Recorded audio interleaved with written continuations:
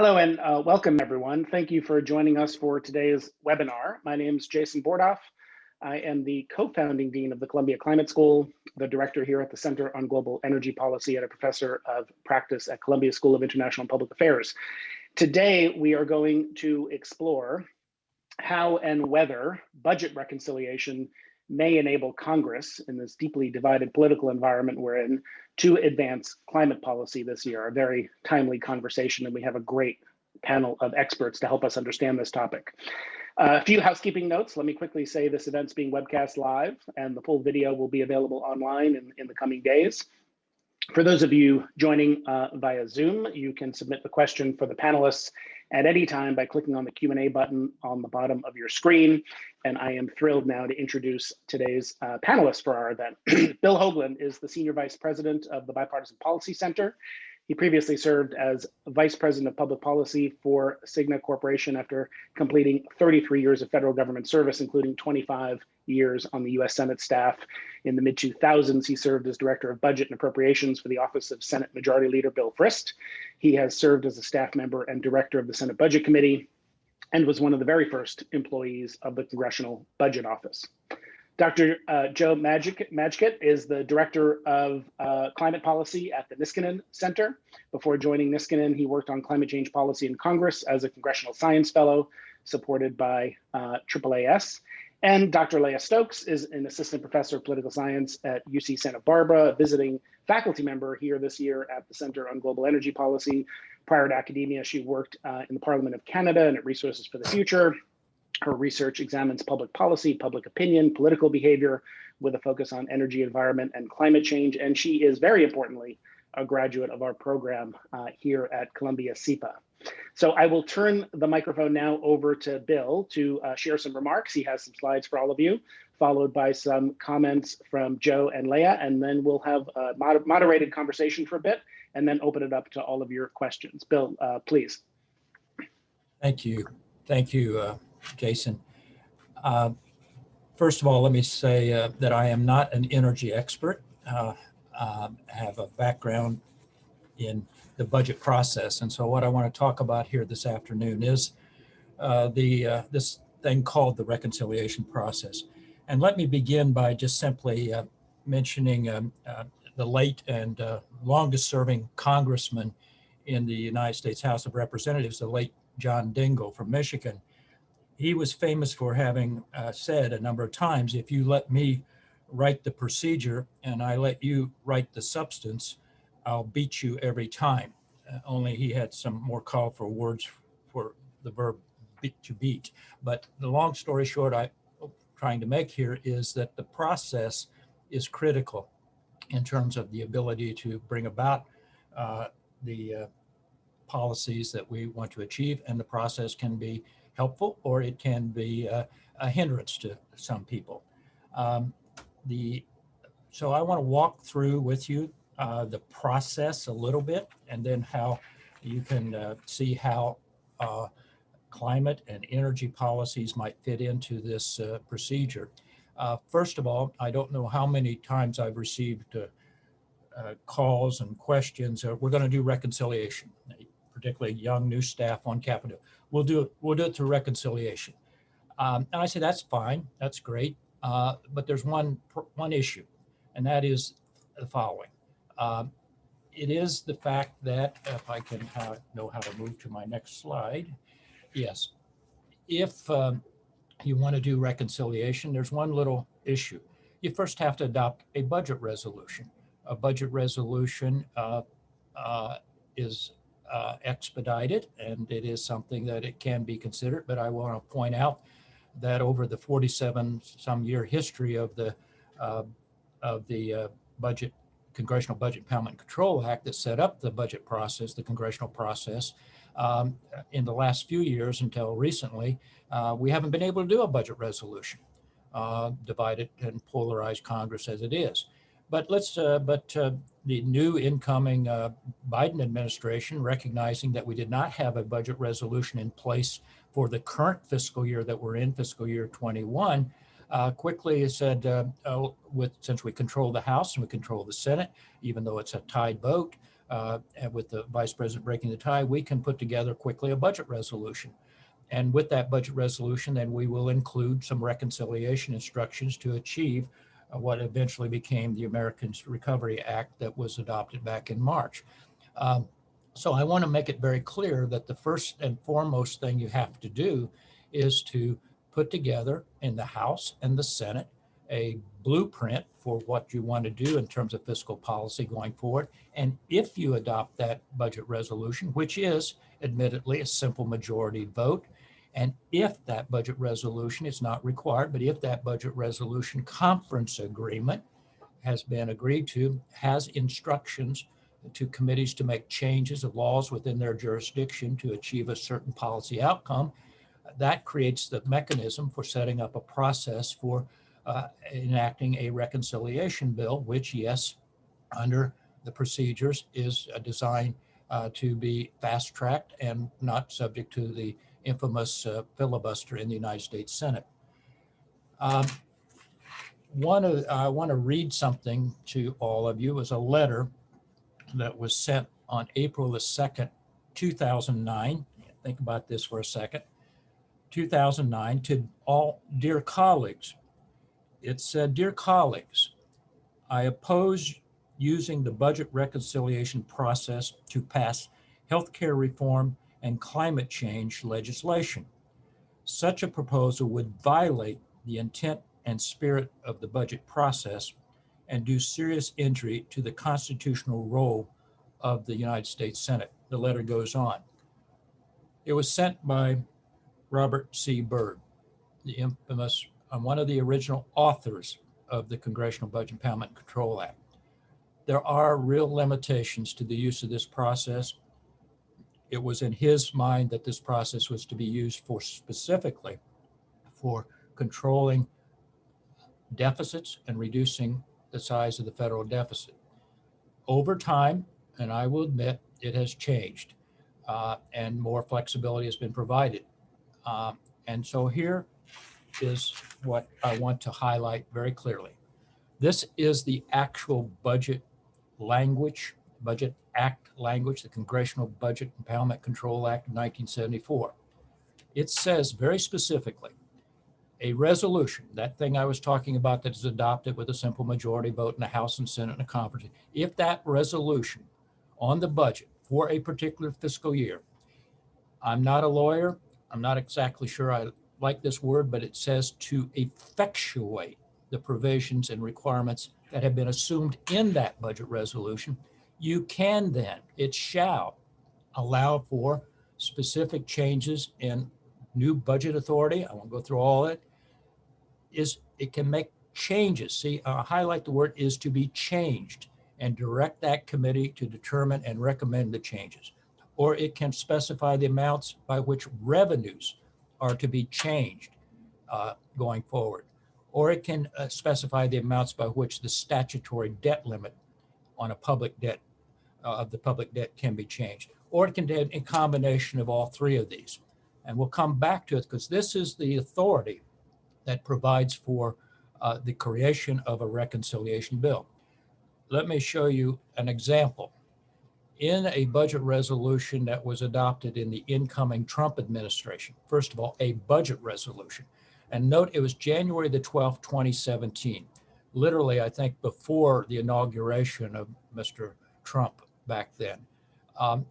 Again, Republicans in control of the House and Senate on a very close vote, 51-48, adopted a budget resolution that included, and then the House followed suit on January the 13th, adopting the same budget resolution. All this was fast-tracked and had basically only one instruction. And that one instruction was to committees in the Senate and the similar committees in the House, Senate Finance Committee, Health, Education, Labor Committee, is to report back to the Senate Budget Committee changes in legislation to reduce the deficit by at least $1 billion over that period, 2017-26. And it required that draft legislation to be submitted back by the January 27th. That was the date. What is this? This language was put in specifically for the purposes of having those committees, the Finance Committee and the Ways and Means Committee in the House, to change effectively to repeal the Patient Protection Affordable Care Act, that the so-called Obamacare.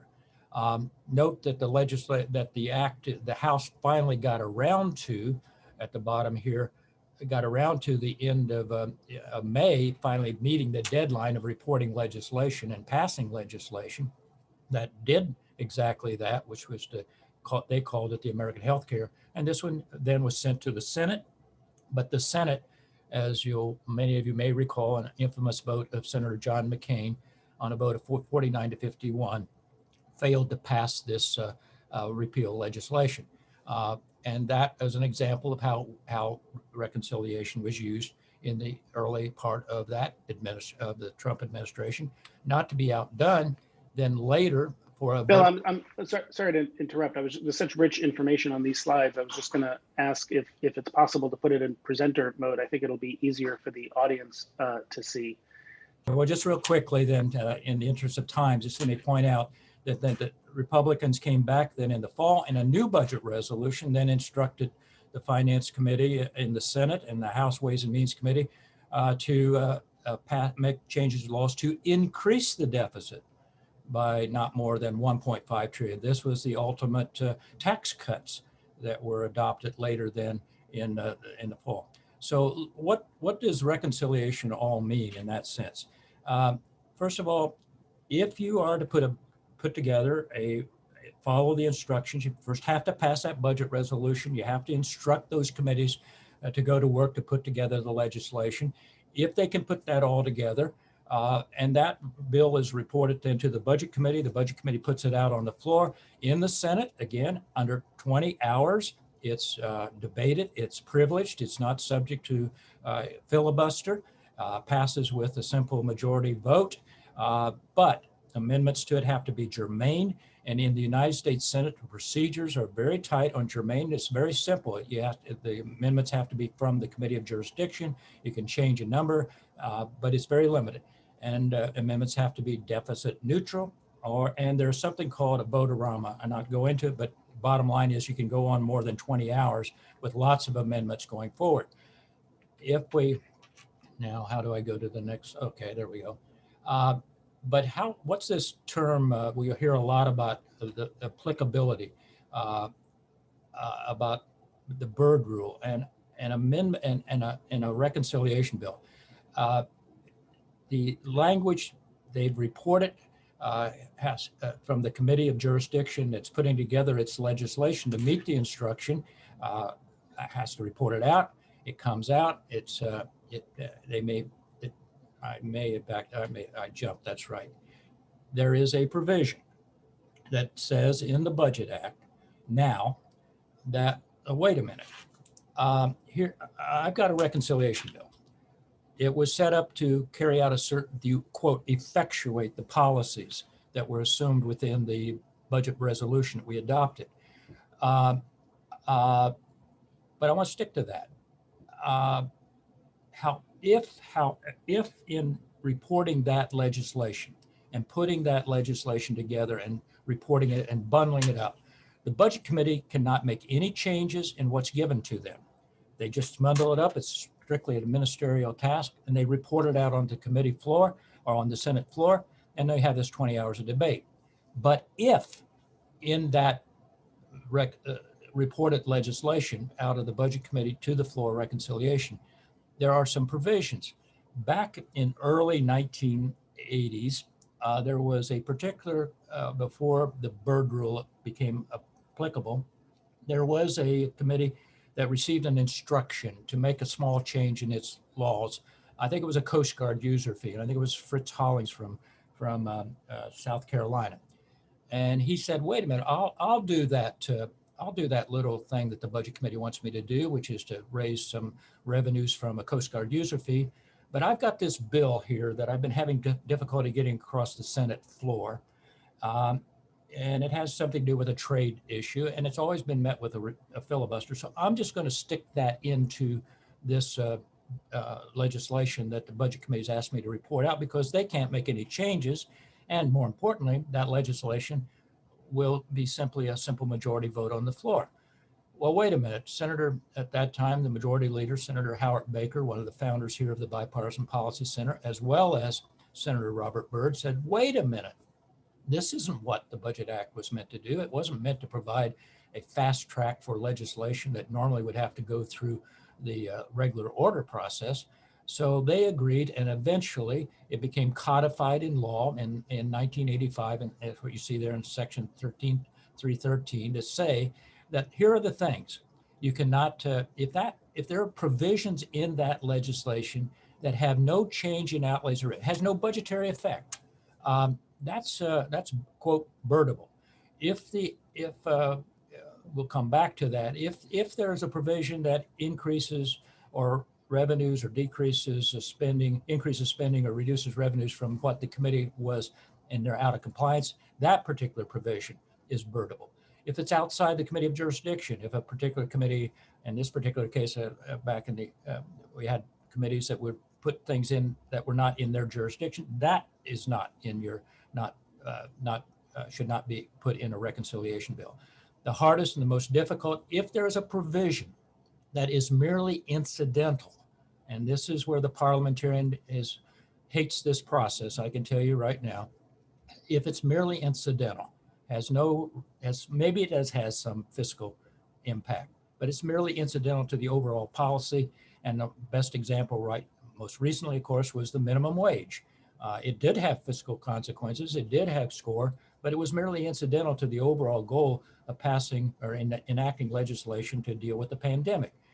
And if it produces out-year deficits beyond the window of the resolution, which in most cases is 10 years, if you make any changes to Social Security. So what does this mean? What it means is that when that legislation comes out of the Budget Committee, goes to the floor, we used to call it the bird bath. Staff such as myself would sit down with my counterpart in the minority or majority. We would go to the parliamentarian's office and we'd walk through each one of the provisions and sections in the law, and we would argue with her, and some of them were very obvious. Clearly that provision was not scored. The Congressional Budget Office, the Joint Tax Committee didn't show any dollar amount associated with that line in the budget scoring, and those were automatic, which is pretty clear. Most of the others are pretty clear. As I say, the most difficult of all of these provisions is that 113.13b1d. Did it have some impact, and was the impact significant, or was it merely incidental? And obviously easy to tell whether or not it made changes to Social Security. We would go through that process. We would argue. We would take win or not win, we think, and take the bill to the floor. Here's the important point, though. This is not a self-executing point of order. An individual senator, any senator, can stand up and say, Mr. President, provision XYZ in this reconciliation bill violates the Byrd Rule. I raise a Budget Act point of order under Section 1313B of the Budget Act, and that unless that individual has 60 votes to overcome that point of order, that provision is surgically removed. Doesn't kill the reconciliation bill, it just simply removes it and takes it out, and we continue on. I will also say that it's very important to know that the parliamentarian she advises who's sitting, the officer sitting in the chair. The officer sitting in the chair, historically, the President of the Senate, the Vice President of the United States, they are the ones who will either follow the advice of the parliamentarian or choose not to follow the advice. If they do not follow the advice, but somebody offers up to appeal the ruling of the chair, we have another 60-vote point of order going forward. So this is the process. It's a difficult process to understand, but it takes time to go through it. And it does make a big difference as we get now to legislation that we're interested in here today as to whether or not particular provisions can be put into a reconciliation bill to avoid the 60-vote hurdle of a filibuster in the Senate. I will say that over my career, There have been something like 22. The most recent, as you see here, the American Rescue Plan, adopted back here in March. I have uncomfortably been associated with 19 of those 22 in my work on on Capitol Hill. It is a lengthy process. It is not an easy process, and it will require putting together a budget resolution, first of all and foremost, which will not be easy with a 50-50 Senate. It will then require committees putting together legislation along the lines that we want to talk about today. And then it will require this process that I've just gone through, and it will require a determination. I will say off the top of my head, a lot of the legislation that I think you'll want to talk about has to deal with the climate, energy, and a lot of that is tax related. And I would assume most of that will be would qualify under a reconciliation because it will have a budgetary consequence. Those are my quick comments that I wanted to put forward as we go forward. And Jason, I'll turn it back to you. Thank you so much, Bill. Really, really rich information, and your perspective, having worked in the trenches with budget reconciliation for so long, is enormously valuable as we think through what can be done on climate policy. As you said, a lot of that is about direct spending. I suspect we'll also hear in a moment from both Joe and Leah, particularly Leah, about the possibility of using it to put in place a clean electricity standard. And I'd love to get your reaction to that, and whether you think whether that will survive. Just to be clear about what you said, because you made a comment about how there's so much discussion about the power of the parliamentarian to make these determinations, but the comment you just made that this is an advisory role. Yes. And in fact, the person sitting, are we making too much of the ruling of the parliamentarian? And what would you expect if you have an important policy priority, as urgent a priority as it seems climate is for the Biden administration? Are we making too much of that? Because in the end, this would be something that potentially Vice President Harris would be the one to make a judgment about. No, you're making an important point here, but I will say that historically, the parliamentarian advises, as I say, the President Pro Tem, but historically, and very, very unprecedented, that the President of the Senate, in this case, maybe Vice President Harris, it's very unlikely that they would not follow the advice of the parliamentarian. It would be a very, some people would say, another nuclear action if she did not follow it. Very helpful. But it is possible. I will say it is possible. Thank you. Thank you so much. So great remarks, a lot to talk about. Joe, let me turn to you for some framing remarks of your own, and also reactions if you want to what Bill said, and then we'll come to Leah. Well, thank you for hosting this, Jason in Columbia, and thank you, Bill, for all of the information. I took 2.5 pages of notes in handwritten, but there's a lot there. I think there's kind of 3 things that I want to touch on today in this conversation, and can probably be relatively brief. The first is kind of laying the groundwork for why we're talking about this. The president really wants to do big things on climate. The administration has made it clear that this is a priority for them, basically since day one, definitely throughout the campaign. You see that in the announcement last week, targeting emissions reductions 50% below 2030. Now, those are properly calibrated probably to the goals, or rather to what we need to do to avoid the worst of climate change. And so the question to us, I think, is how might we actually get there?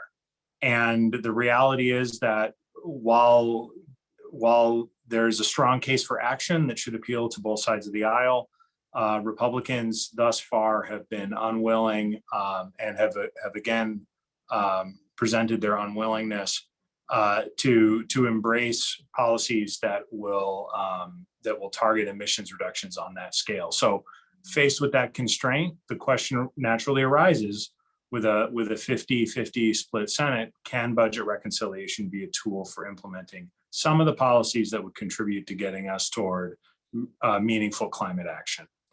And when we were thinking about that question here at Niskanen and in collaboration with some colleagues from Columbia, Peter Marsters particularly, we wondered, given that budget reconciliation is largely a fiscal procedure, what are the implications of that procedure on potential carbon tax design and enactment, right? A carbon tax has long been thought of as one of the tools that will help us decarbonize the economy relatively rapidly, efficiently, and unlike the other tools that it's often grouped with, doesn't involve a lot of regulatory measures, right?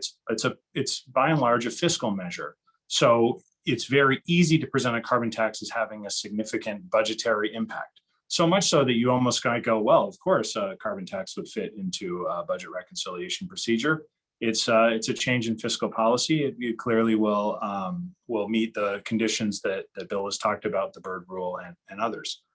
But we wanted to take it a step further. So we published a short paper going through the various mechanisms of carbon price design that policy analysts and industry supporters think are important for not just enacting a carbon price, or in this case, a carbon tax, but also enacting one that has relatively good policy design. The first of those the first thing that we were interested in knowing was, not just can we raise this revenue, but can many of the instruments that are talked about that are raised to go alongside that carbon tax, for instance, rebates to households, reductions in other tax rates, clean energy spending, are those going to fit the budget reconciliation mold as well? It's pretty easy to see in my view that most of them will. There are some tiny details you need to deal with regarding the budget window beyond 10 years, making sure that all spending that you're committing to permanently, or that Congress is committing to permanently, is paid for by the tax over the long term. But in our assessment, many of the carbon tax revenue uses that are commonly included in proposals, including many of those that were introduced in the last Congress or have already been introduced in this one, would fit a sort of budget reconciliation mode. The second, and I think really important one, was whether or not a border adjustment, which is now one of the major climate policy initiatives that we're seeing internationally, a levy raised at the border on imported goods, as well as an export rebate for goods as they're leaving a particular jurisdiction, would allow a carbon tax to not only be implemented domestically while avoiding leakage, but also create a larger global market for low carbon goods. And this is a good thing because this is not purely a US problem, as we all know. To meet the climate challenge, we need to reduce global emissions everywhere. Diplomacy can go so far, but if you think about something like the market power of the United States, having a border adjustment that turns our consumer power into consumer power for lower carbon goods is a policy imperative. It also will mean that there is less of a tendency to challenge competitiveness for domestic manufacturing and offshoring both emissions and jobs, which has long been an issue for policymakers as they're considering really robust climate policy here in the U.S. This one was less clear to us, but I think it's also true that those border adjustment mechanisms could be included as another fiscal policy. The U.S. is a net carbon importer, so probably would score positively. And there are analogs from the Tax Cuts and Jobs Act. It included what was called the Base Erosion and Anti-Abuse Tax, which was a mechanism to keep companies from inverting their profits abroad and avoid paying taxes here in the United States. So I think there's actually like some precedent there for the mechanisms that we commonly think of as being part of a carbon tax portfolio. The last piece that we often think about in carbon tax design is whether or not other policy initiatives or other regulations should be consigned or kept complementary for a carbon price. I think in this context, that's probably not going to be possible, right? So one frequent proposal would be, we're going to levy a carbon tax, and then we're going to place a pause or a moratorium on the regulatory authority of the EPA while we let that tax work. and see how if it's meeting the emissions reductions that will keep us on track for meeting climate targets. That sort of moratorium, I think, will be less likely, just given that it's not purely a fiscal matter. It's complicated. It changes government function in a way that I think budget reconciliation probably won't allow. So there are sort of things that, in existing proposals that can't be met, but our findings were by and large that most of the things that carbon pricing supporters in Congress, last Congress and this Congress as well, would like to do while enacting a carbon price are probably going to be possible in at least some modified form under a budget reconciliation process. The last thing I'll comment on, which is very briefly because I hesitate to forecast about this, is if the politics of this are smart or if they will work at all. I think when we talk about levying a meaningful carbon price in the United States, we're talking about $25 a ton of CO2, perhaps more. That's $1 trillion, maybe $2 trillion of new government revenue. Clearly, that could be recycled into spending or into rebates or other tax policies. But it's a very significant change in tax policy. It's not without precedent, as Bill's last slide showed, or as we saw in the Tax Cuts and Jobs Act. Budgetary changes of $1 trillion or more have been done through budget reconciliation before. But we are, I think, kind of talking about redlining the mechanism in ways that it hasn't been used before. And the last thing I'll note in that regard is Senator Manchin, one of the 50 who under most commonly thought of scenarios would have to vote for any package that's passing via reconciliation, wrote in the Washington Post, April 7th, "We should all be alarmed at how the budget reconciliation process is being used by both parties to stifle debate around the major issues facing our country today. Legislating was never supposed to be easy." Now, I would argue that legislating anything through the budget reconciliation process is also not easy, but I think what Senator Manchin was saying there is that he hesitates to support the sort of partisan steamrolling of Republicans through processes like budget reconciliation. So whether or not any of the mechanisms we're talking today have a future via budget reconciliation is an open question. I think the only thing that we can say is if Congress wanted to pursue, or some members of Congress wanted to pursue, something like a carbon price, they could be confident that this mechanism would be able to go through the process, not just by itself, but with many of the complements that would turn it into good policy. Thank you. I look forward to the discussion. Thanks so much, Joe. So just to understand your last point, you kind of used the phrase open question, but you do pay close attention to the politics of this. Do I take it from your comments that this is an interesting thought exercise, this panel we're putting on, but you're skeptical that with or without reconciliation, a carbon price is unlikely to materialize? I don't know that I'm willing to throw my dice one way or another at this point. I think that it's really, really clear that the president wants climate action. It's clear that congressional Democrats want climate action. They've got a political arrangement that will allow for that to be achieved through a particular procedural mechanism that is budget reconciliation. A carbon price is not part of the president's plan, but if you look at the goals that he set, my judgment is that they basically need every tool in the toolbox to get to 50% by 2030, and a carbon price, even if it's not the first, the first element on the menu, may have to be included as a backstop measure, not to mention it has significant support among Senate Democrats. Great, thanks. I want to come back to you with several follow-up questions too, but Leah, you've thought deeply about what can be done through budget reconciliation to achieve climate goals as ambitious as the nationally determined contribution, the target of at least 50% we just heard from the Biden administration. Can you tell us about your research? Tell us what you think is possible, likely, and any responses you have to sort of the rules that Bill laid out. Great. Well, it's lovely to be here today. Really enjoyed the slides and comments from Bill. And of course, Joseph is a friend of mine, I would say, if maybe he would say it back.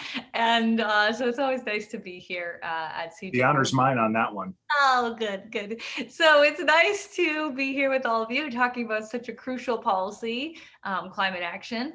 And as Jason said, I've been working on this for over a year now.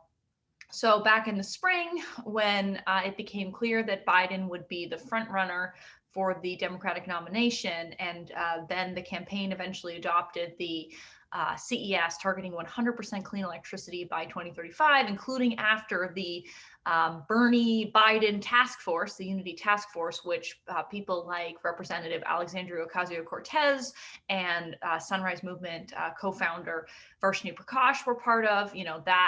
That Unity Task Force recommended the 100% clean electricity standard by 2035. It became clear that this would be a really core part of Biden's agenda. And he himself on the campaign trail talked about this idea all the time. He talked about getting to 100% clean power by 2035. When he took office in January, and then shortly thereafter signed executive orders on climate, he again made a statement underlining this importance.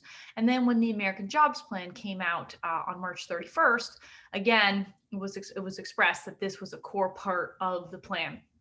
Why is a clean electricity standard so important? First of all, what is it?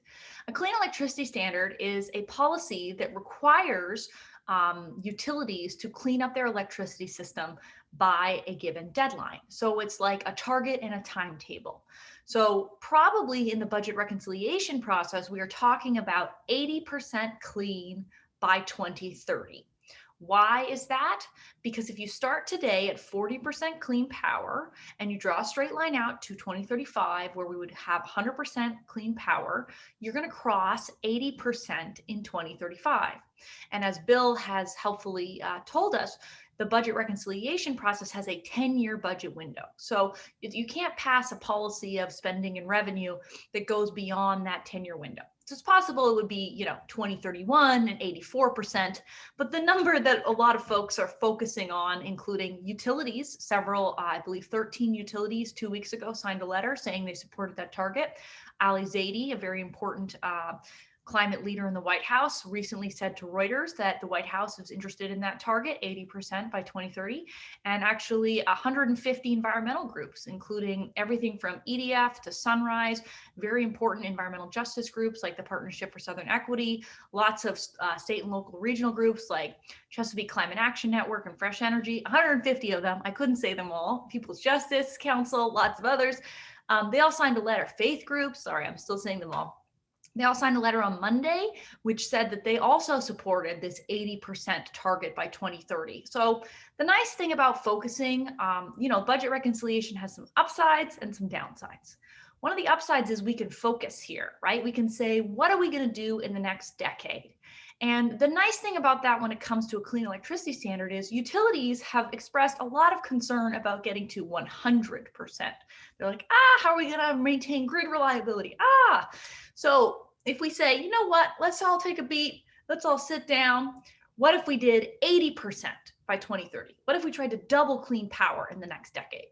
Well, then a bunch of utilities, as I've mentioned, like Exelon, Holy Cross, many others who wrote this letter, bunch of Pacific Northwest public utilities, LADWP, they're all saying, you know what, we can do that. We can do 80% clean by 2030. So it just brings the temperature down a little bit, both literally when it comes to the climate and from a policy perspective as well. So, that's the kind of goal that we're talking about here. So why is a clean electricity standard so important? Well, as Jason just mentioned, last week, the nationally determined contribution, the NDC, came out for the United States. I mean, it's not formal, but it's the plan for November. At the COP, the Convention of the Parties to the Paris Agreement.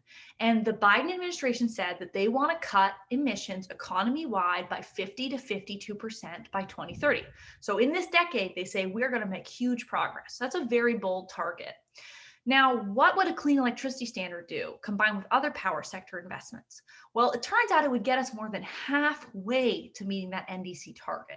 So if we put standards and incentives in place, investments in the power sector, then we can get on a pathway to cutting emissions somewhere between, the estimates are 23% economy-wide to 28% economy-wide.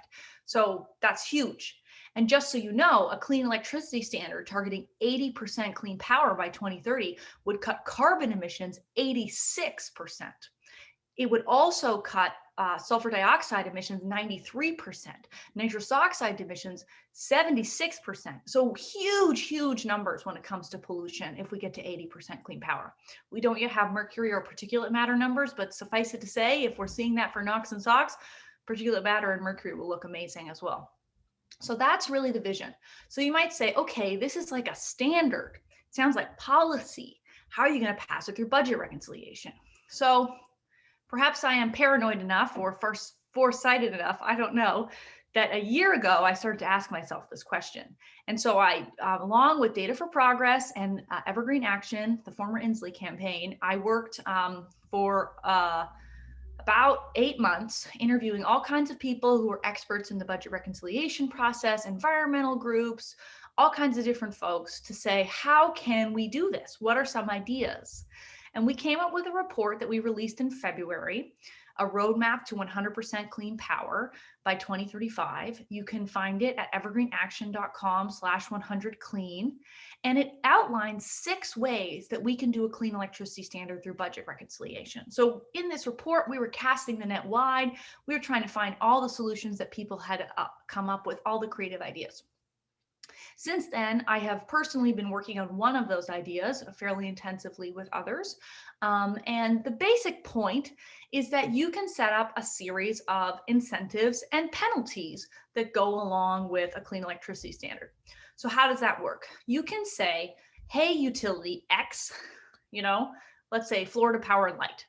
You're starting out, they don't have a lot of clean power. I don't know off the top of my head, maybe we'll say 20%.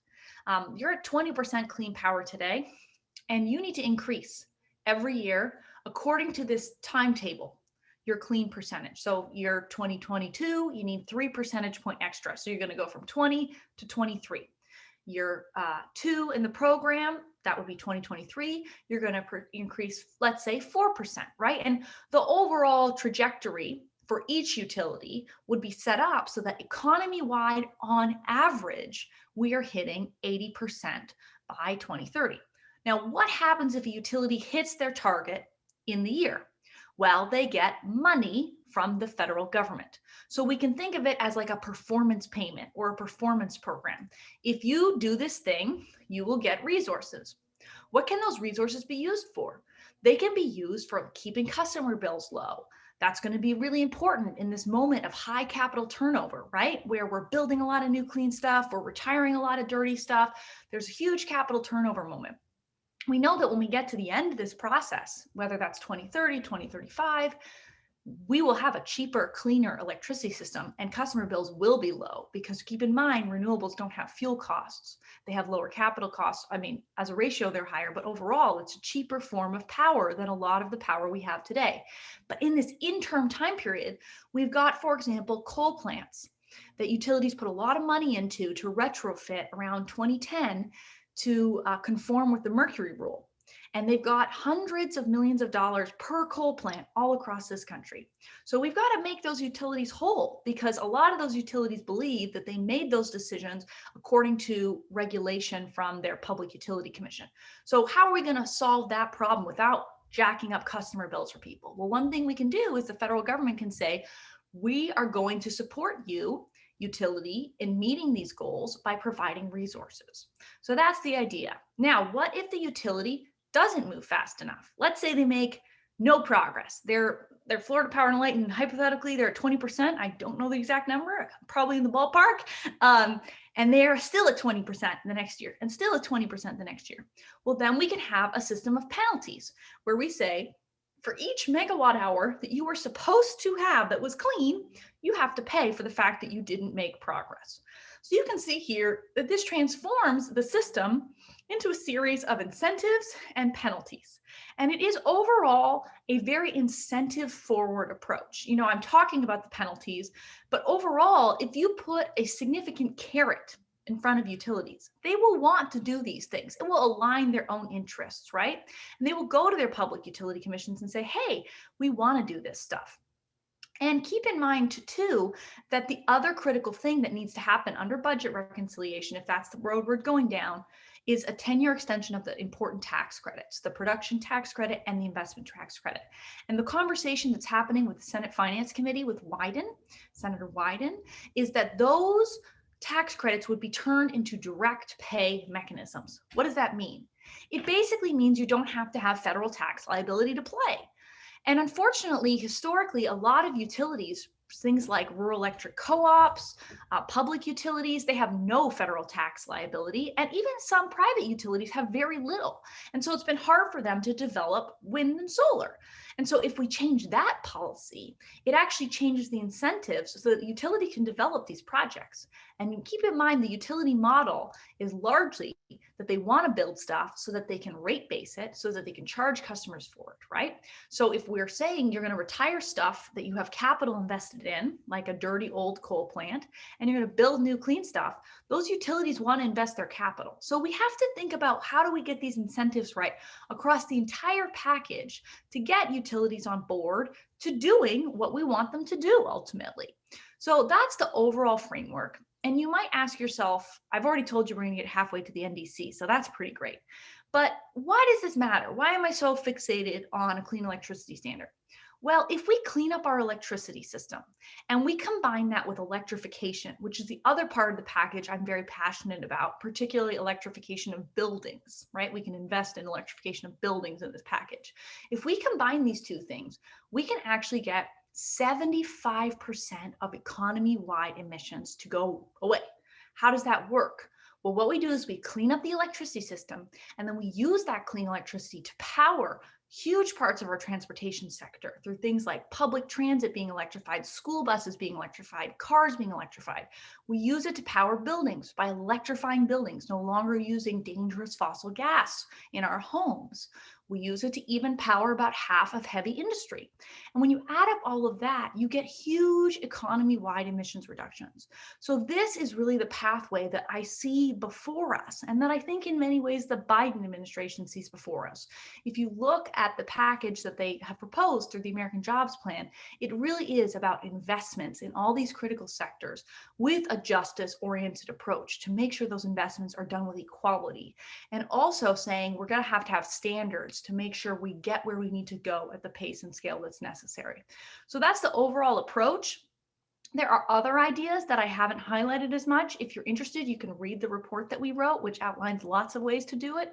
But, you know, I've been working on this for over a year. I've talked to key people who are very involved in the budget process historically and currently, people like wonderful Bill here. And I feel pretty confident that this approach would survive the bird rule, so to speak, and could get us really the progress that we need. And you're even starting to see folks in the White House and the administration more broadly echo this. So Secretary Granholm has said that she believes a clean electricity standard can be done through budget reconciliation. Ali Zaidi has been saying these things as recently as this week. So we're really starting to see momentum behind this idea. And I think it's a really powerful way to meet our climate goals. So I'll pass it back to Jason now, and just really am grateful to be here and enjoying this conversation.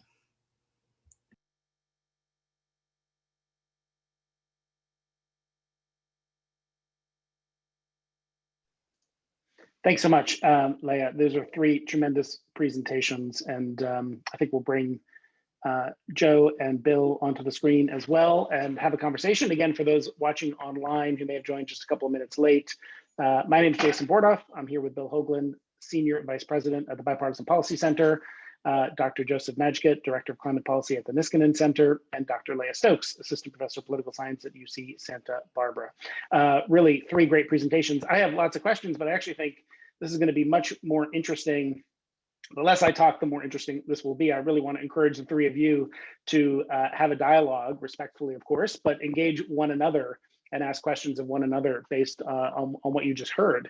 And I guess I would start, Bill, by you heard Leah's really articulate and persuasive explanation about why a clean electricity standard can be done through reconciliation and all the work she's put into it, and the consultation she's had with, as she said, people like you. And we'd just love to hear your response to that. Are you as optimistic as she is that that would be possible, or are you more skeptical that this would survive the bird bath? Well, listen, first of all, I think Leah's laid out a wonderful approach to this. I think she's thought it through. And obviously, she understands that it has to have some bells and whistles that have budgetary consequences. So that's the carrots and the incentives and the rewards. So I think overall, I think she's laid out a conceivable path toward having the clean energy electric standards incorporated in reconciliation. I will say, Leah, that where I always get hung up on this is some of the more in the weeds regulatory activities that are required to carry out what you've just said. Any senator who is not on board with you would likely say, wait a minute, that administrative provision that sets up this, it falls under, has no direct budgetary consequence. So I think there are some risks. We used to refer to it as passing a reconciliation bill that turns out to be Swiss cheese. It has the meat, but it doesn't have all the integral parts that make it work. And I would think that would be one of the consequences. I would say more specifically, I come back to where Joseph was, though. I think that, first of all, you understand, as I said, you have to pass a budget resolution first that sets up and directs.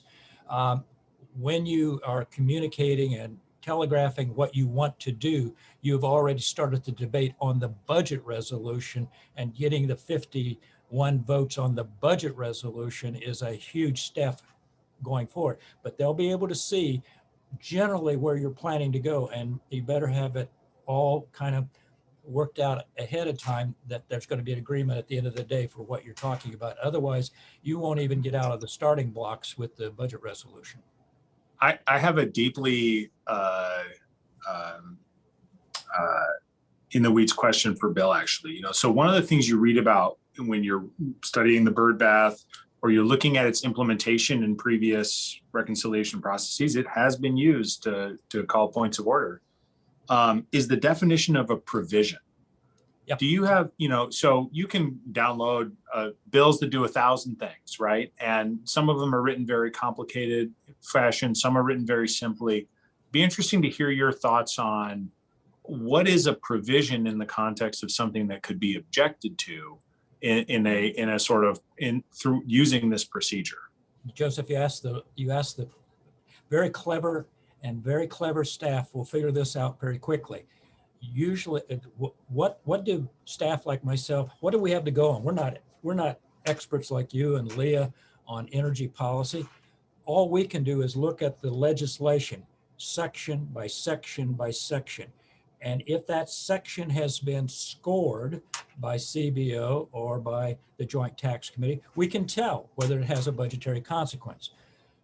I'm not letting any secrets out here, but quite frankly, you could define a section broadly in drafting the underlying legislation that maybe there are those provisions that I would never have any score to them, but combined with other provisions that do, that particular section is about all a budget committee staffer can do, but look at the overall scoring. So it's how you draft the legislation and how you define a section would be a way to maybe get around some of the problems that I've identified on the regulatory aspects of a reconciliation bill.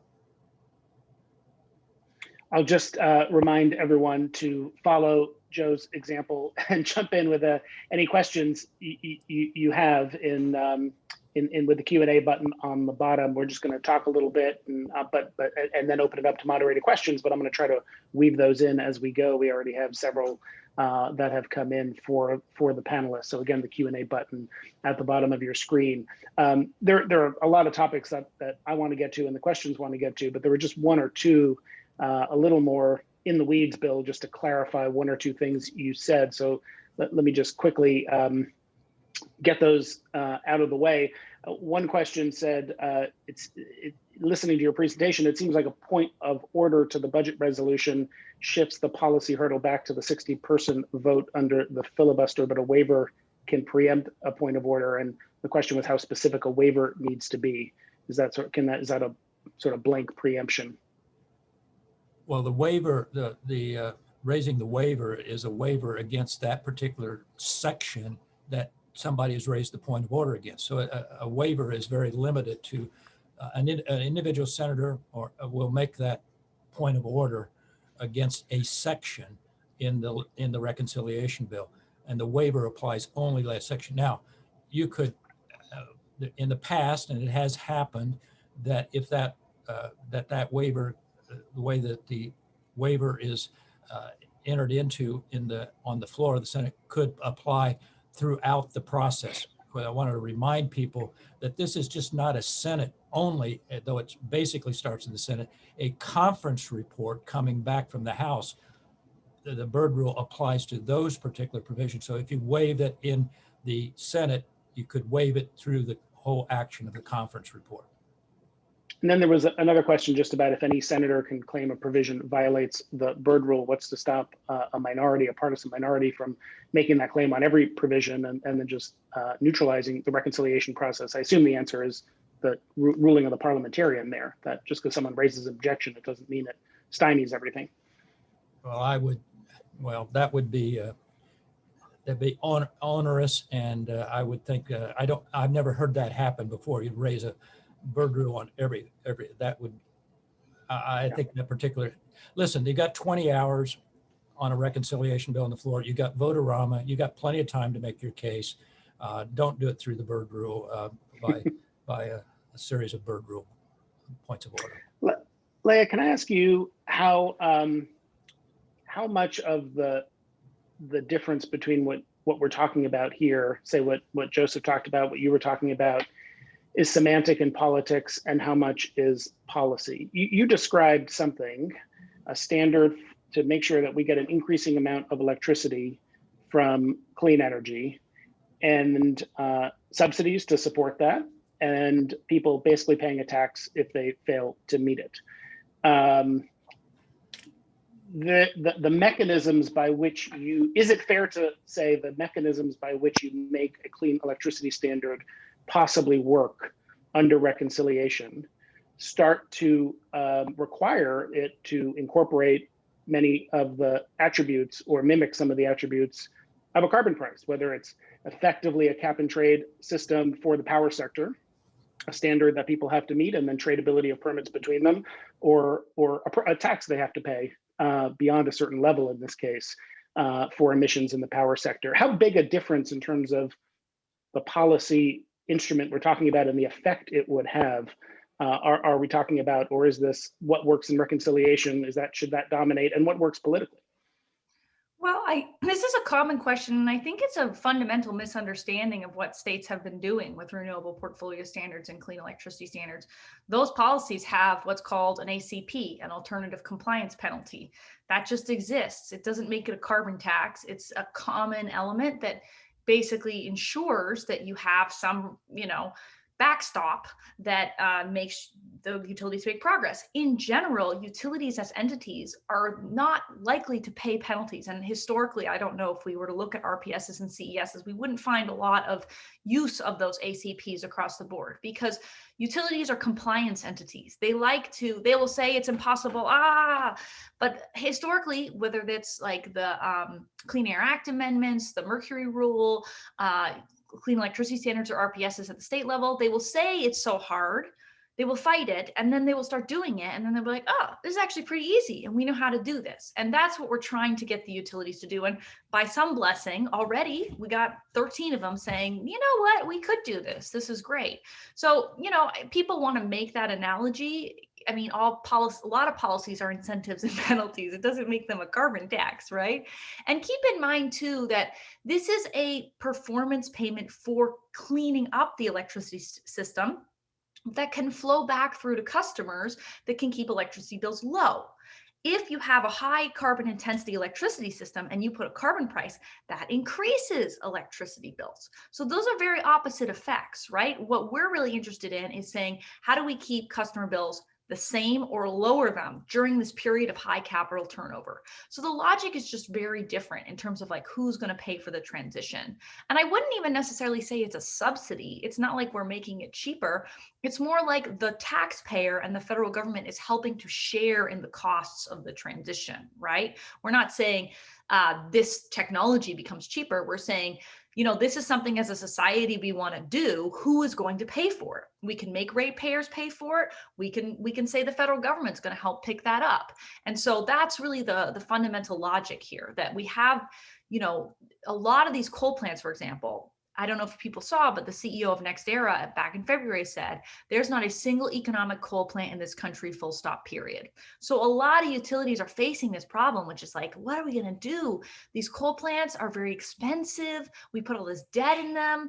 At the state level, securitization is a solution, but at the federal level, we can say, you know what, we're going to help you. We're going to help you unwind that capital. We're going to help you deploy that capital somewhere else. So, I understand why people think incentive penalty, same, but it really is a very different logic. And particularly when we think about it reducing electricity bills, that's where we can really see that this is not the same as a carbon price. And I know Bill had a follow-up question for you, but just to elaborate for another second on the point you made, because I think it's important. I can imagine people listening saying, the question of who's going to pick up the cost. Is it a subsidy? Is it the ratepayer? Is it the taxpayer? But why is there any cost if renewables are cheaper than what the system would be otherwise? And you sort of described this interim period. Just say another word about that to make sure people understand why there is a net cost in your view. Is it about where the generation is coming from, or is it about the process? It's really about the process, and that can be confusing, right? Wind and solar are cheaper, but we have made choices that have locked us into costs that we have to deal with in the old dirty system, right?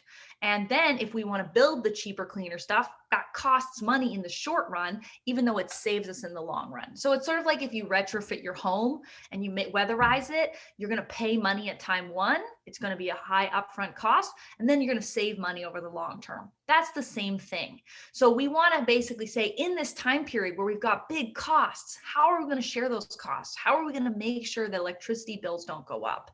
And keep in mind that in this moment of the pandemic, to my knowledge, the last number I've seen, there's $40 billion in electricity arrears, people holding debt to their utility company, largely people of color, largely low-income people. So, in this time period where people are struggling to pay their electricity bills, and we've got this huge capital cost problem, let's try to ease that transition. Let's keep electricity bills stable and low. And then when we come out the other side of this in the 2030s, electricity will just be cheaper because we will have unwound those expensive contracts like the coal plants, for example.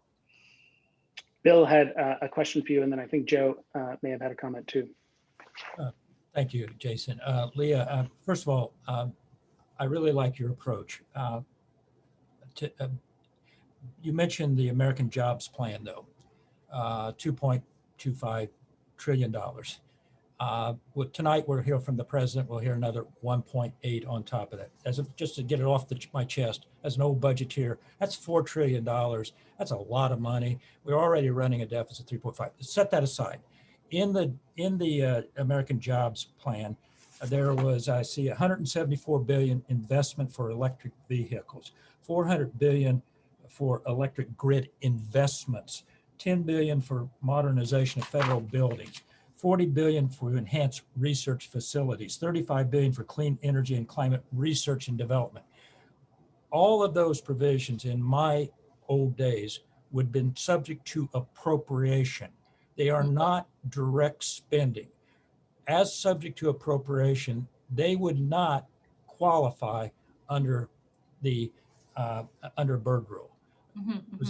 Based on how did the American Rescue Plan work in this way, Bill? Well, that's what I was afraid you would say, because the agreement was that those things that were normally appropriated as a one-time, because it was an emergency, those things that were normally appropriate was authorized and they were direct spending. And all I can tell you is that and I'm not defending the appropriators, but there is a difference here between the authorizers and the appropriators. And all these programs that we've historically thought of as being subject to appropriations, I don't see how they happen under your scenario if you don't convert them into direct spending. And as a budgeteer, that's an entitlement. And boy, I'm nervous. Anyway, I just want to. Well, that's a really nuanced point, Bill. I appreciate you raising that. I imagine the White House has thinking on that, and Majority Leader Schumer does, and Speaker Pelosi does too, right? Maybe it's a little above my pay grade, and I imagine they might be thinking along the same lines as the American Rescue Plan, but I don't know. I honestly don't know. I think the thing is, when we think about the spending, keep in mind that a lot of folks have been saying this is not enough. The climate crisis imposes all these costs, not just today, but of course onto people of my generation and even younger. And so when we think about, the debt or deficits and things like that, I think that the logic's a little different in the climate context, because we are running up debts and deficits. It's just that it's not in the federal budget right now. It's being put onto everyday people on the front lines, low income people, people of color, young people. And so if there's any justification for debt spending ever, you think about spending money now that's going to accrue benefits in the future. And that's fundamentally what we're talking about with climate action, Listen, I don't disagree with you. I support doing so, but I would also say that you are, as your generation, will also be suffering from having to service the debt that we're accumulating today. I'm a little more worried about the climate crisis and the debt personally, with the forest fires burning down everything in California. But I do hear you, Bill. I do. I understand where you're coming from. Joe, there's several questions I want to get to from the audience, but anything from you on that? No, the only thing I would answer is I understand where Leah is coming from, that the mechanism might look the same, but the logic is quite different. And I think the challenge will be putting myself in the mind of a representative or a congressperson. We're talking about a lot of priorities. And we're talking about a level of spending that is just not typically trafficked in, right? Trillions upon trillions of dollars. I get the intellectual case. Where I think the argument for, whether or not these programs should sort of pay for themselves, should increase the deficit, will largely exist is, what are the other things that Congress wants to do, right? Climate is not the only issue that it faces. Climate is not the only issue that the Biden administration wants to use its massive spending packages for, right? It could be extensions of the welfare state. They want to do reshoring of manufacturing. I think a lot of that stuff can be done through direct spending. We've seen direct spending used in really prolific ways over the last year. And so where I think a lot of the rich conversation is going to be is, right, what is the right mix of policy instruments to use under the constraint that we have a lot of different things we want to do. And I would argue, if we want to reduce greenhouse gas emissions and we can do that with less burden on the budget, that frees up spending to do other places. I respect and acknowledge and appreciate the idea that we also don't want to be jacking up everybody's power bills at a difficult time. But we're also seeing fairly rapid economic recovery, and we have a relatively well-characterized set of tools for dealing with those issues, whether that's rebates directly to consumers or through utilities or other mechanisms. Sorry, did you want to No. answer that quickly, Leah? Okay, in the Leader Summit last week, as you said, Leah, we had a important announcement of the U.S. target. It was also important because of how many countries came together to elevate ambition, and that reminds us of the need to coordinate among countries. And we have seen Secretary Kerry talk several times now to this question of how we would work across borders, the carbon border adjustment that Joseph mentioned. And that's an important policy priority for the Europeans in particular. Can you respond to his argument that that's easier to do with a carbon tax than with a clean electricity standard?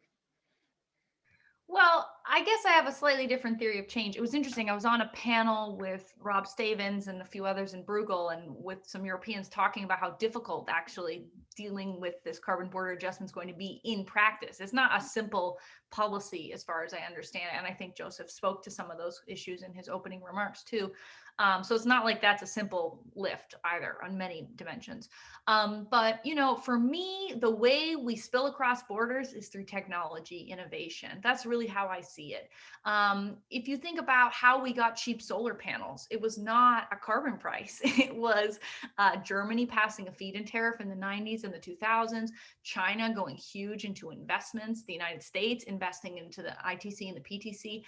Countries can invest in a technology, create great jobs, create new technology, and that can help other countries make the transition in a cheaper way.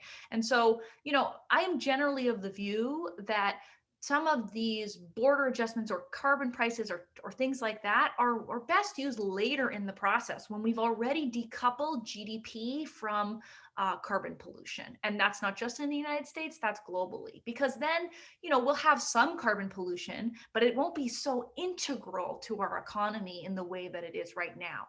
And so we'll be able to kind of suck that last stuff out of the economy through a pricing signal, I think, better on later on. We'll also have more agreement globally when more countries have gone further down the process to do these kinds of things. So that's my general view. I guess I'm trying to say that it's not, a carbon border adjustment is one way to meet your goals of having multiple countries make progress.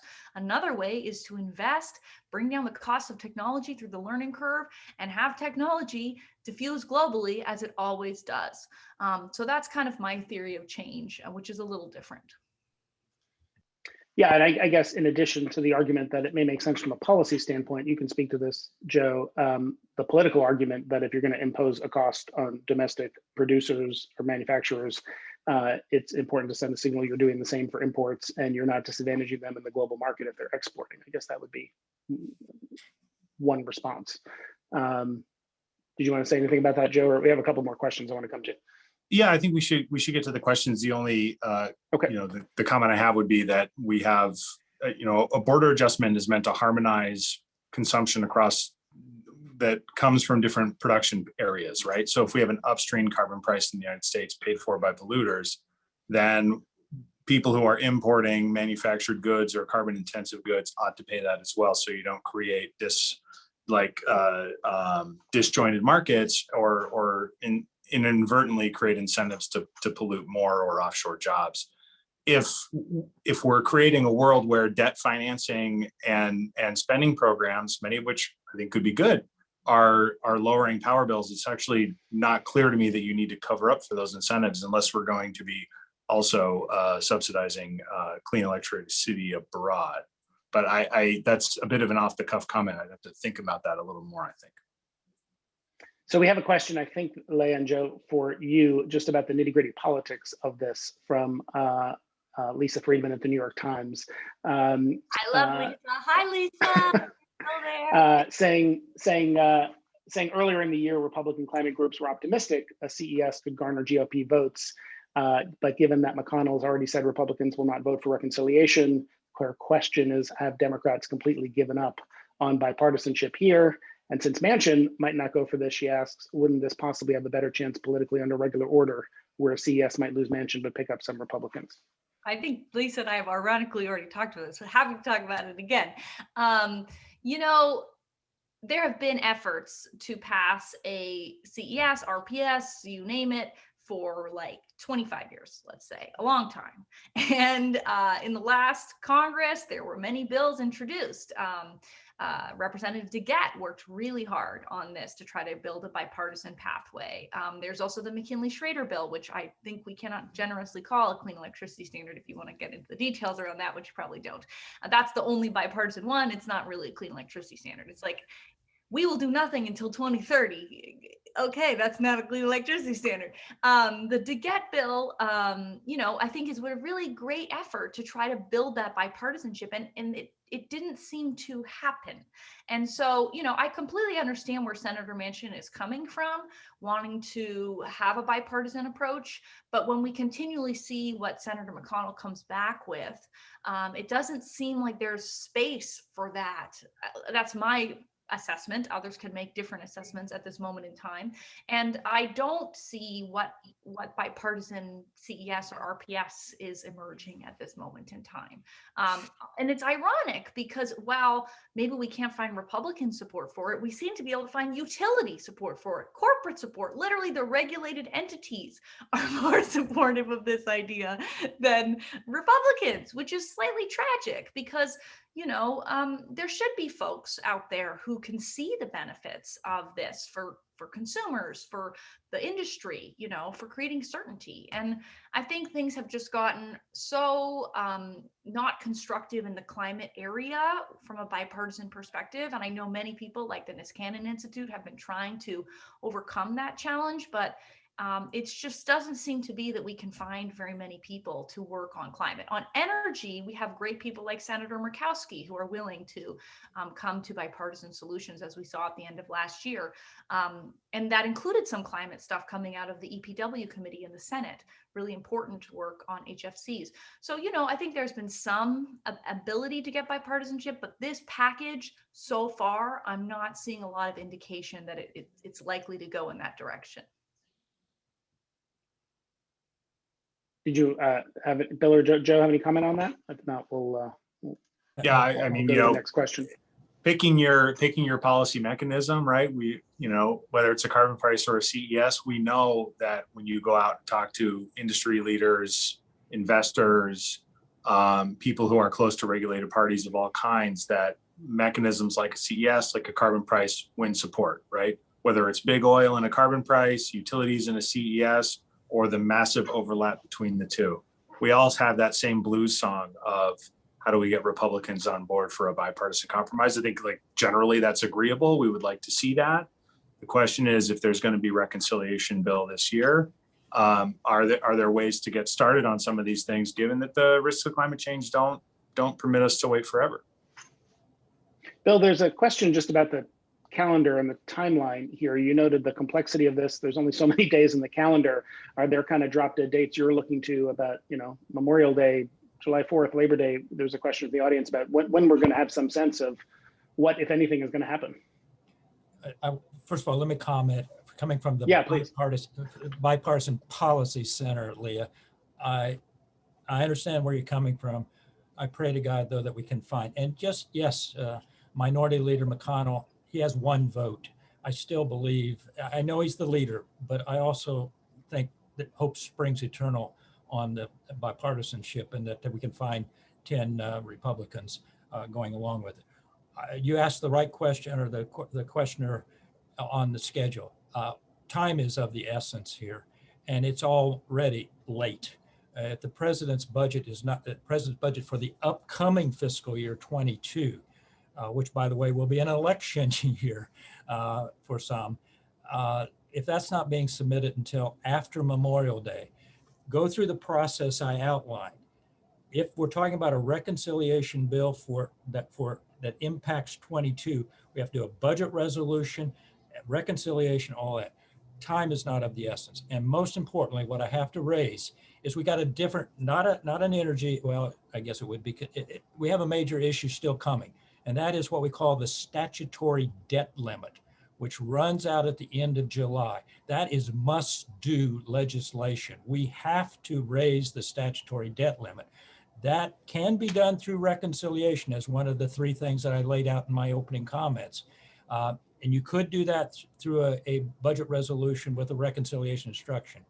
But my gut tells me right now that we're headed toward a major come together event later this fall over raising the statutory debt limit, when a lot of this may come to pass in terms of an integrated negotiated settlement that will have 60 votes on something at the end of the fall. So question just, Bill, to clarify. So if the debt ceiling problem happens in July, how can the agreement happen in the fall? Because we have something called extraordinary measures that allow for this Treasury to keep rolling it over. But there will come a time, sometimes the Bipartisan Policy Center believes sometime, maybe we can make it to October when we really fall. That is the timeline I've been hearing too. So that's helpful to understand the difference between the two things. It's so confusing. We're lucky to have Bill out there explaining. We are. This is very confusing and complex, and great clarification. Thank you. There was, I don't know who wants to take this question, but there was also a question about how much the choice of policy instrument, clean electricity standard, carbon tax, and reconciliation affects the committees of jurisdiction that would move these forward, and how much that changes the outcome, the politics. Any thoughts about that? I have thoughts about this question. Obviously, I've been thinking a lot about it, if you know what I've been thinking about. So, in the House, it's fairly straightforward. It's the Energy and Commerce Committee. In the Senate, there are two main committees that could be the ones that matter, Environment and Public Works, EPW, and ENR, Energy and Natural Resources. Senator Manchin is the chair of Energy and Natural Resources, and the obvious place to put a clean electricity standard would be through Energy and Natural Resources. In some ways, I think that is a blessing because, Senator Manchin has to vote for this. If it's a bipartisan thing, if it's a budget reconciliation thing, pretty much no matter what, he has to vote for this. And so, it's important that he feels like it's something that he can support throughout the process. And so if it goes through his committee, necessarily a bad thing, he can have an opportunity to shape it. And I think particularly as we're seeing more and more utilities say positive things, I believe I saw in the news recently AEP saying something positive about a clean electricity standard, then I think that there will be reasons why many different senators will be seeing the opportunity here too. So those are the kinds of committees. And the one little thing which Bill did touch on, but maybe went over people's heads, is with the budget reconciliation process, you can't have legislation that's touching multiple jurisdictions, right? And it's because, as he said, you give a committee sort of instructions, they got to work their magic. And so that does raise some little rubs. Like if you wanted to do labor standards through a clean electricity standard or through a tax credit, you want to do that in a way that's not tinging the Department of Labor, right? You have to think about how am I going to do this within the committee's jurisdiction. So those are all some of these like fun nuances of the process. There are a couple of questions, maybe I'll put them to you, Leah, that sort of broadly are about a carbon tax and how one should view that policy instrument. Questions like why not favor a policy instrument that covers the whole economy as opposed to just electricity, and that generate revenue that can be used to do things like protect low-income households and address some of the equity and implications and distributional implications of climate policy. So you've thought a lot about the pros and cons of these. Do you want to just respond to those? Sure, and I'm happy. And the durability of policy too. Yeah. How to think about the way people feel invested. I think Joe's written about when people are maybe getting a rebate check, they feel more invested in the policy. Yeah, so I'm happy to have Joseph and others chime in too. This is just, my own view. Unfortunately, carbon prices are often not economy-wide, right? We can say that we want a high price economy-wide, but then we can look empirically at carbon prices around the world and notice there's lots of exemptions. It's not really a high price. I think the average is like $15 a ton, if I remember, like the World Bank report that tracks all the carbon prices globally. They aren't very high. They don't apply economy-wide. So in our theory, we can say the carbon price would be high economy-wide, but in the practice, that doesn't seem very likely. And, keep in mind that I've been talking about the power sector because that's my passion and what I'm working most on. I'm also working on the building sector. The building sector will also be in this package. Transportation, it seems to be the White House's favorite thing. If you look at it, maybe it's like the influence of President Biden and Secretary Buttigieg. I don't know, but it's like they're really into cars and trains and charging infrastructure and all that stuff. So transportation's in the bill too. So it's easy to think we're only talking about one sector if you hang out with me, but there's also buildings, there's also transportation. There's really interesting ideas about the industrial sector, actually, innovation in that, trying to get decarbonization there. And, Jane Flegel, who used to work at Hewlett, is now in the Council of Economic Quality in the White House, Council of Environmental Quality, CEQ, in the White House. And she's very excited about that topic too. So, it isn't the package, it's so easy to think that the package is a carbon price or a CES. It is not. It is a lot of committees doing a lot of stuff. And as Bill talked about, there's this whole other agenda of sort of the care economy that we haven't even really heard about yet. So it's not just one thing. It will be much bigger. And to be honest, Waxman-Markey, to go back, we often remember that as a cap and trade program. That was the big thing we thought about. But it was hundreds of pages long. It was not one thing. It was a very big thing. It had a renewable portfolio standard in it, for example. So it is a lot more broad. In terms of the durability, my personal view is that even if, first of all, there's a tension. If you're going to tell me that a carbon price raises revenues, then you can't also tell me that you're going to use the revenues to make the policy popular. Joseph knows this. So, which one is it? Is it a revenue raiser, or is it a thing that's making more equality and doing redistribution? And maybe you do a little bit of both, fair enough, but they cut against each other. The second thing is the studies that have been done by my colleague, Matto Mildenberger, in both Switzerland and Canada, which have carbon prices and dividends, has shown that it does not increase the popularity of the policy. Now, that might be in part because of the implementation. A lot of the ways that the dividends flowing back to people get implemented, including in California, we have one of these, you get little emails. They're like, hey, you're going to see a credit on your electricity bill. I never noticed that, and I work on this full time, you know? And in Canada, they were initially doing it through the income tax code. So meanwhile, the Premier of Ontario put stickers on every single gas station saying, this is how much the carbon price is increasing. So the costs, when it comes to seeing giant signs all across your town about how much the cost of oil is, the gasoline, versus the benefits, are not equally visible to people. And so our theory that if we give people money back, they'll really like it, empirically, we're not seeing. Maybe we could make those checks really visible. Maybe we could improve the implementation, but we still have to ask ourselves the question, who is going to mobilize against us to really highlight those costs and undermine the policy, even if we are giving out benefits? And how, too, if we're giving out benefits on income lines, might that, undermine some of the support among some people in the population, higher income people, medium income people, even if, we are redistributing to the poor. So that's like the 10,000 foot of some of the issues that I see with that approach. But even more to the point, as Joseph has said, this is not in the plan so far. It's not in the American Jobs Plan. It's not what Biden campaigned on. I'm not personally seeing like 50 senators ready to go for this stuff. So I'm not trying to be cynical. I'm just thinking that this is maybe not what we're doing right now. Doesn't mean we're never going to do it, but it maybe not be what we're doing right now. Thanks, Joe. We're just about out of time, but maybe you could respond both I on filibustered. That was an accident. No, Sorry. that was great. I thought you were about ending the filibuster, Leah. Yeah, we're going to make these panels reconcilable. Talk over here. What am I doing? We're all trying to figure out. Just both on the policy discussion there, but also the politics. I mean, I think it's a fair point that we can't let the perfect be the enemy of the good, and we need to move a lot faster than we are toward decarbonizing. And if that's the frame and the lens you view this through, just talk about where you see the possibilities for a carbon tax to move forward on both sides of the aisle, as well as the policy arguments that Leah just made.